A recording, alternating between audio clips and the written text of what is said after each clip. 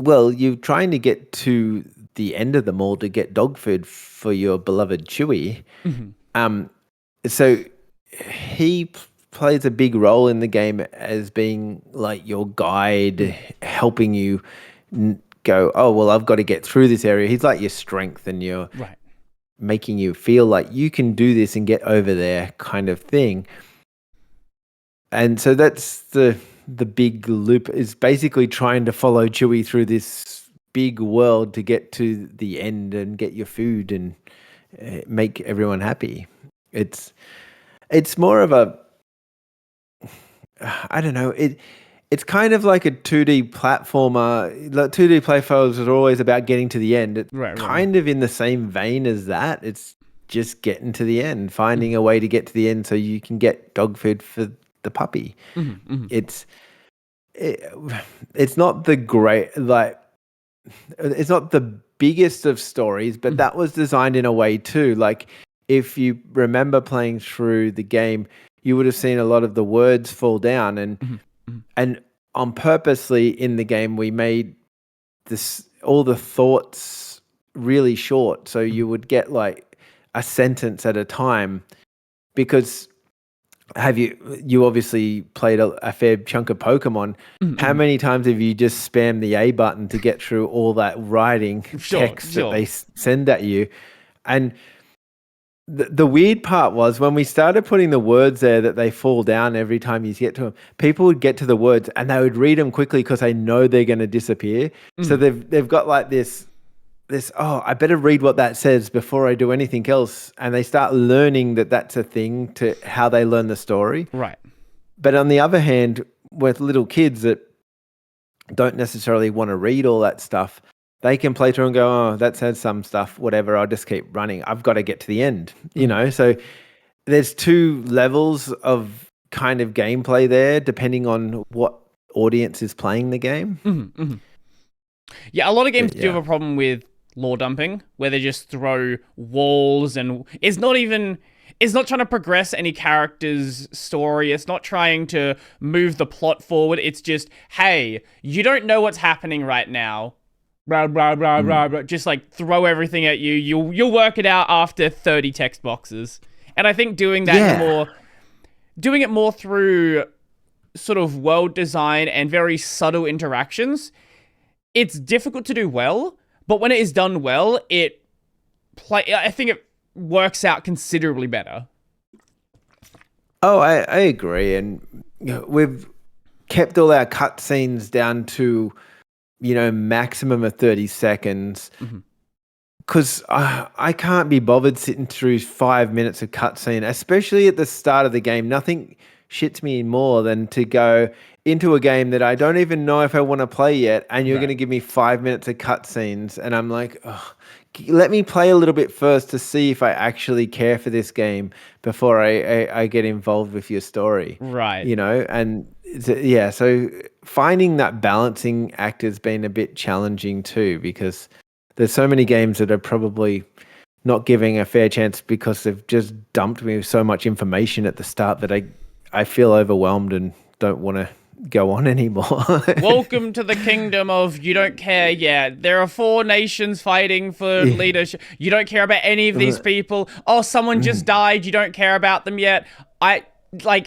So many pieces of media that, again, it's the whole lore dumping thing where they tell you all of these things about these characters you don't care about yet.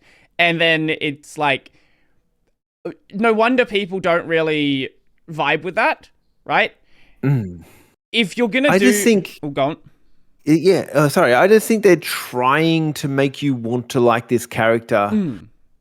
Like, for example, some of these other games, they build the story into the game after you start playing a little bit, and then all of a sudden I want to know more about that character, and then I go chasing the information. Right. That's the way. The attitude that I've brought to it, I don't want to force feed it to you. I want you to want to find that information. So yeah. So sorry.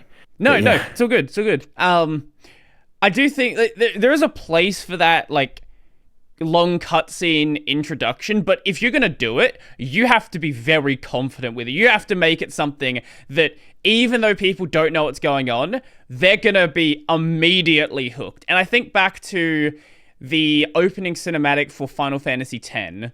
I don't know if you've have you played that before? Not that one. I think back to Horizon Zero Dawn, the first cutscene. Yeah, that one there. It was very. I'm assuming it's on the same kind of vibe, but those games, they did it well, and they both got me interested in the story. They threw out breadcrumbs though. They didn't dump it in your face. They kind of they threw out these breadcrumbs, and you got you thinking about the game before you even started playing the game. And that's great. Mm-hmm. But when you say, oh, you've got to like this character, you got to like that's not great. Like in FF10, there is this basically the entire opening, it's just playing death metal in the background. You see a character with like a big cloak just slowly walk up as this giant ball of water is appearing. The city just gets like blown up. Everyone is like freaking out. Like there's no dialogue during it. It's just, here is something really cool happening, and even with no context of the game, it's still a really cool sequence. But then very quickly after that, you then get introduced to the characters, you sort of start learning what's going on. You're not really sure about the world, but you're invested because of what you just saw. And so many things want to do the Star Wars intro where it's, hey, let's have 5 minutes of scrolling text. And the reason why that works in Star Wars is they were the first to do it. Anybody else who tries to approach it in the same way, what are you doing? Stop it. But if it's not there in Star Wars, there's something wrong. Yeah. No, I agree. And so that's where I think, back to the original kind of question in all of this, the idea of the game, the main game loop, is to give people a break from their lives because everyone's so stressed in their lives. But then also on top of that, we wanted to have a story that was something you wanted to find, not something that we jammed down your throat and said, you're going to like this story, damn it. So, yeah. No, I think that's a good way to handle it. And it's sort of, there is sort of a, even though it's not explicit, a sort of, how would I say it? Like a driving force that pushes you ahead. You know, like from the start, it's established, oh, you're trying to collect these coins, these tokens. Okay, so I'm looking for that sign. You eventually find, I think the bridge is the first thing you find where it's blocked off. So you're like, okay, I need to go do I established from the start, I need to do a puzzle to get these.